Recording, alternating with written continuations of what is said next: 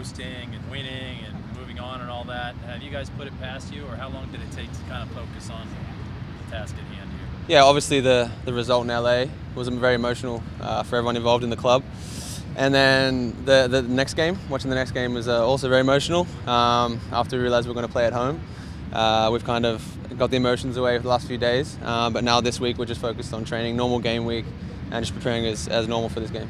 Schmetzer had said that before the LAFC game that Nico had kind of given a little bit of a speech getting guys to focus up. What do you remember about that, and how would you kind of describe his leadership style overall? Yeah, we've had a few meetings, just the players, before the RSL game, actually before all the playoffs started. We've had one each game really, and just the guys, just talking about what we need to do, what the focus is going into these games, and yeah, Nico's a great leader. We've got great leaders in this squad. Steph, Christian, Gustav, all those guys do a great job of that. How vocal is Nico typically in those type of settings? Yeah, and he speaks well. He tries, because obviously English isn't his first language, but he does a good job, gets his point across, and it's very, very motivating for the players, and that's what we need going into these big games. Is there like one phrase or one quote you remember from him that stands out from any of those meetings that got you guys fired up? Before every game, he just says, 90 minutes, boys, no surprise. That's one of his main sayings. I don't know if he really likes that one or just because he says a lot, but no, he's a great motivator in other ways. When you have attackers like Nico and Raul who get after it on defense like they do you think that has a ripple effect on you guys on the back line, seeing how they get after it? Yeah, well, I think the LA game was a prime example of that. The two up front, not only did they score the goals, but the work rate they put in, and it was the first quality defensive performance we put in this season. Obviously, we struggled with conceding goals, and to keep such a great team only scoring a free kick was massive for us, and it starts from the front. Even the wide guys came back. Jordan and JJ helped me and Kelvin defend 2v1.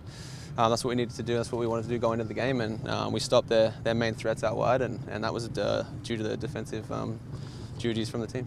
How important was the communication in the defensive duties and you guys in-game communication, and what was that like without telling us exactly what you said to each other? Yeah, we just kind of got fired up for the game. Obviously, a bit of revenge. Obviously, with the underdogs going into the game, we used that to our advantage, and they beat us 4-1 there last time. So we wanted to like I said, get revenge there. And I feel like the boys, we just really, really wanted that game, and we put a lot of work in, a lot of effort in, and got in their faces early on, and they didn't like that. They started giving sloppy balls away. Obviously, they got the goal, but we spoke about what we needed to do if we went a goal down or a goal up.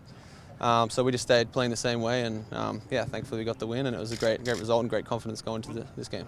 Sorry, Jeff, to ask you this question. When the forwards are pinching in like that as a wide guy, does that give you that freedom to go down the wing when the forwards are playing defense like that? Yeah, of course. Obviously, we knew we weren't going to have all the ball like the RSL game, but what we do best is counter-attack, and we have great speed out wide. We got great passes of the ball in the middle, and that's what we used to our advantage, and it worked well in the game.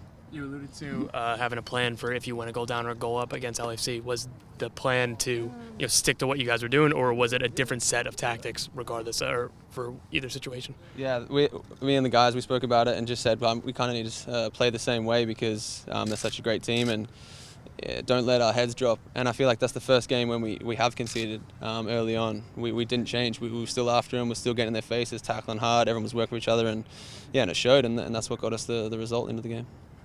How tough is it going to be, the contrast in the two games, going on the road to LAFC, who like to dominate the ball, to playing at home against a Toronto team that's probably going to be happy to sit behind the ball? Yeah, it's going to be a different test for us, because like I said, the last two games we haven't really had all the ball, but I feel like Toronto's going to, like you say, come here and sit. We're at home.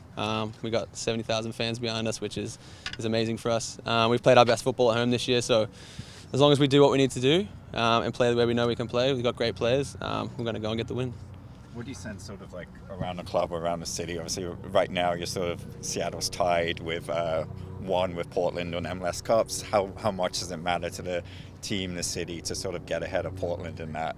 Yeah, you can tell the vibe around the city, even just like walking around and going in shops and stuff. We've had a lot of great support off the fans and all you guys, the media. It's a big buzz around this game. It's a big game. It's at home. We're confident. We're happy. We just had the biggest win of the year, and yeah, we're ready to go for this game.